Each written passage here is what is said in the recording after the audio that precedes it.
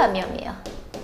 물론 그 뒤에 나오는 동모양선충도 경피감염이 다 되긴 하지만 특징적으로 경피감염증, 그래서 우리가 맨발로 밭에 다니지 말라, 뭐 맨손으로 밭에 작업을 하지 말라 이렇게 얘기를 하는 건 바로 요 흙에서 알 까고 뭐 이런 기생충 알 이런 것들이 경피를 통해서 맨발이면 맨살을 통해서 뚫고 들어올 수 있다라는 거죠.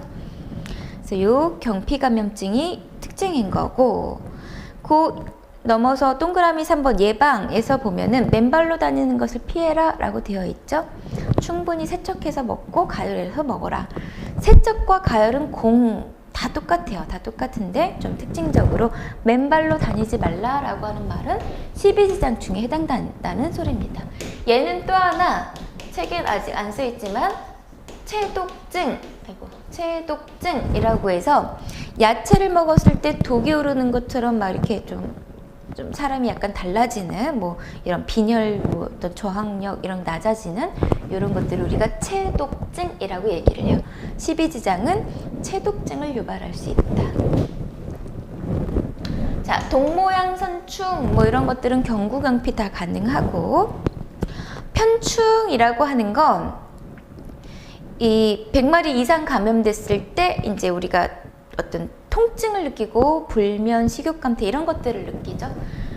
100마리 이상이면 얼마나 많겠어. 이 장 안에 100마리가 꾸물꾸물. 그래서 이런 경우는 탈장을 유발시키는, 항문이 빠져나오는 거죠. 엉덩이 사이에 그 항문 근육이 빠져나오는 거죠. 탈항을 유발시킬 수 있다라고 하는 이런 특징이 있고, 빈혈도 역시 유발할 수 있다라는 이런 특징이 있죠.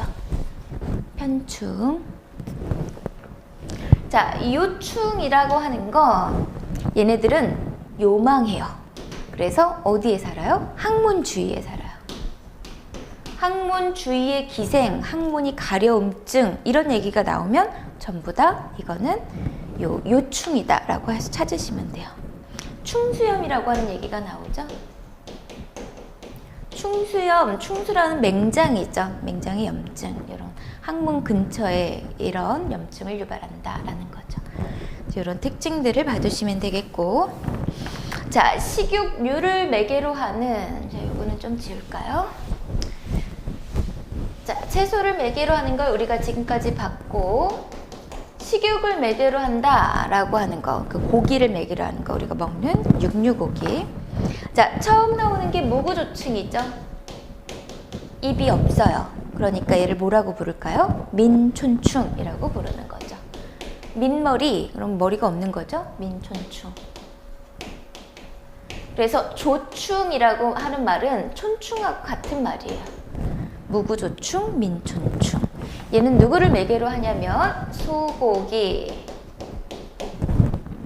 자, 이번에 유구조충, 입이 있어요. 근데 갈고리의 입이에요. 그래서 갈고리 촌충이라고 얘기를 하고, 돼지고기를 매개로 한다라는 아주 큰 특징이 있죠.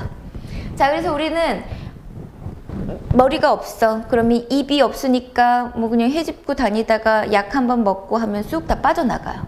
근데 갈고리가 있어요. 그러면 약을 먹거나 해도 내 장에, 대장에, 소장에 딱 갈고리를 걸치고 안 빠져나가요. 그럼 누가 더 위험하겠어요?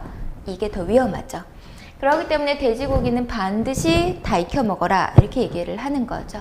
가열을 하면 이런 기생충들이 죽기 때문이죠. 그래서 민촌충, 갈고리촌충, 똑같은 말로 갈고리는 유구조충, 민촌충은 무구조충이다 라는 걸 기억하시고요. 소고기, 돼지고기다 라는 거 기억하셔야 됩니다. 자, 특히 요 유구조충 같은 경우는 맨 밑에 유구낭충이 된다라고 되어 있죠. 바로 이 낭충의 형태로 이 근육의 사이사이에 끼어 있는 거예요. 돼지고기 근육 사이에 낭충 형태로 존재를 하고 있다가 덜 익은 상태에서 섭취를 하게 되면 그 낭충을 우리가 먹게 되는 거고, 그게 부화를 해서 유구조충이 내 몸 안에서 크는 거죠. 그래서 이런 것들이 있다. 자, 선모충이라고 하는 게 있어요.